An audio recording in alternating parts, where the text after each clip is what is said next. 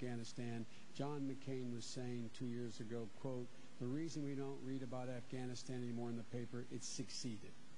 Barack Obama was saying we need more troops there. Again, we spend in 3 weeks on combat missions in Iraq more than we spent in the entire time we have been in Afghanistan. That will change in the Barack Obama administration. Senator, you have quite a record. This is the next question here, of being an interventionist. You have argued for intervention in Bosnia and Kosovo, initially in Iraq, in Pakistan, and now in Darfur, putting U.S. troops on the ground, boots on the ground. Is this something the American public has a stomach for? Well, I think the American public has a stomach for success.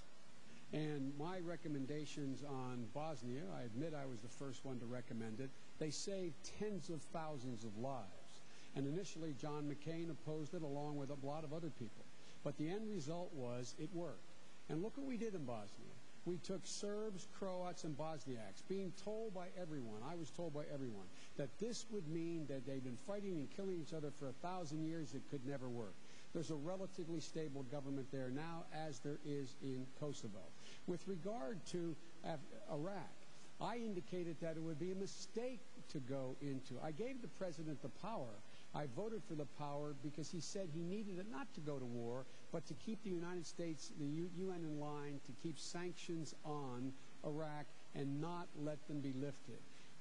I, along with Dick Lugar, before we went to war, said if we were to go to war without our allies, without the kind of support we needed, we'd be there for a decade. It'd cost us tens of billions of dollars. John McCain said no, that was going to be okay. I don't have a stomach for genocide when it comes to Darfur.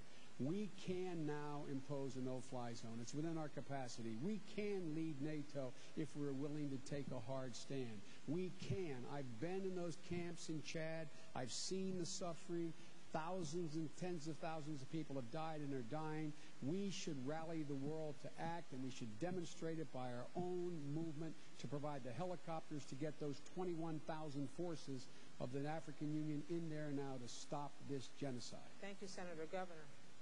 Oh, man, it's so obvious that I'm a Washington outsider and someone just not used to the way you guys operate, because here you voted for the war, and now you oppose the war. You're one who says, you know, as so many politicians do, I was for it before I was against it, or vice versa. Americans are craving that straight talk and just want to know, hey, if you voted for it, tell us why you voted for it. And it was a war resolution. And you had supported John McCain's military strategies pretty adamantly until this race. And you had opposed very adamantly Barack Obama's military strategy, including cutting off funding for the troops that attempt all through the primary. And I watched those debates, and so, you know, I remember what those were all about. But as for Darfur, we can agree on that also. The support of the no-fly zone, making sure that all options are on the table there also. America is in a position to help. What I've done in my position to help as the governor of a state that's pretty rich in natural resources, we have a $40 billion investment fund, a savings fund called the Alaska Permanent Fund. When I and others in the legislature found out that we had some millions of dollars in Sudan, we called for divestment through legislation of those dollars to make sure we weren't doing anything that would be seen as condoning the activities there in Darfur. That legislation hasn't passed yet, but it needs to, because all of us as individuals and as humanitarians and as elected officials should do all that we can to end those atrocities in that region of the world. Is there a line that should be drawn about when we decide to go in? Absolutely. There is a line that should be drawn. The line that should be drawn is whether or not we, first of all, have the capacity to do anything about it, number one. Number two, there are certain new lines that have to be drawn internationally. When a country engages in genocide, when a country engages in harboring people who are killing our people, terrorists, and they will do nothing about it, that, in fact, at that point, that country, in my view, and in Barack's view, forfeits their right to say, you have no right to intervene at all. The truth of the matter, though, is that let's go back to John McCain's strategy. I never supported John McCain's strategy on the war. John McCain said exactly what Dick Cheney said. Go back and look at Barack Obama's statements and mine. Go look at JoeBiden.com contemporaneously. Held hearings in the summer before we went to war, saying if we went to war, we would not be greeted as liberators. We would have a fight between the Sunnis and Shias. We would be tied down for a decade. It would cost us hundreds of billions of dollars. John McCain was saying the exact opposite. John McCain was lockstep with Dick Cheney at that point about how this was going to be easy. So John McCain's strategy in this war, not just whether or not to go, the actual conduct of the war has been absolutely wrong from the outset. Governor? I beg to disagree with you again here on whether you supported Barack Obama or John McCain's strategies. Here again, you can say what you want to say a month out before people are asked to vote on this, but we listen to the debates. I think tomorrow morning, the pundits are going to start doing the who said what at what time, and we'll have proof of some of this. But again, John McCain, who knows how to win a war, who's been there, and he's faced challenges, and he knows what evil is. And he knows what it takes to overcome the challenges here with our military. He knows to learn from the mistakes, from the blunders that we have seen in the war in Iraq especially. He will know how to implement the strategies, working with our commanders, though, and listening to what they have to say, taking the politics out of these war issues. He'll know how to win a war. Thank you, Governor. Probably the biggest cliche about the vice presidency is that it's a heartbeat away. Everybody's waiting to see what would happen if the worst happened. How would you disagree on some things from your principles? You disagree on Alaska, drilling in Alaska, the National Wildlife Refuge. You disagree on surveillance law, at least you have in the past. How would a Biden administration be different from an Obama administration if that were to happen? Well, God forbid that it would ever happen. It would be a national tragedy of historic proportions if it were to happen. But if it did, I would carry out Barack Obama's policies.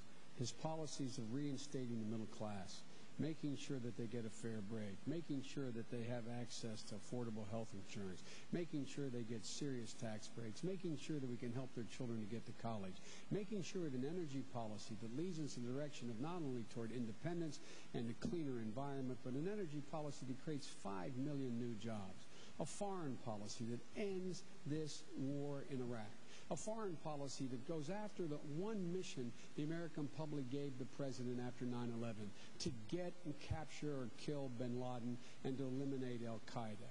A policy that would, in fact, engage our allies in making sure that we knew we were acting on the same page and not dictating. And a policy that would reject the Bush doctrine of preemption and regime change and replace it with a doctrine of prevention and cooperation. And, ladies and gentlemen, this is the biggest ticket item that we have in this election. This is the most important election you will ever have voted in, any of you, since 1932. And there's such stark differences. I would follow through on Barack's policies because, in essence, I agree with every major initiative he has suggested. Governor. And heaven forbid, yes, that would ever happen, no matter how this ends up, that would ever happen with either party. As for disagreeing with John McCain and how our administration would work, what do you expect? A team of mavericks. Of course, we're not going to agree 100% on everything, and as we discuss Anwar there, at least we can agree to disagree on that one, and I'm going to keep pushing him on Anwar, though. I have so appreciated that he has never asked me to check my opinions at the door, and he wants deliberative debate and healthy debate so that we can make good policy.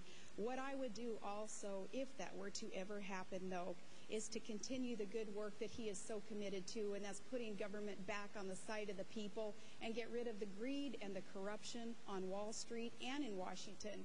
I think we need a little bit of reality from Wasilla Main Street there brought to Washington, D.C., so that people there can understand how the average working class family is viewing bureaucracy in the federal government and Congress and the inaction of Congress.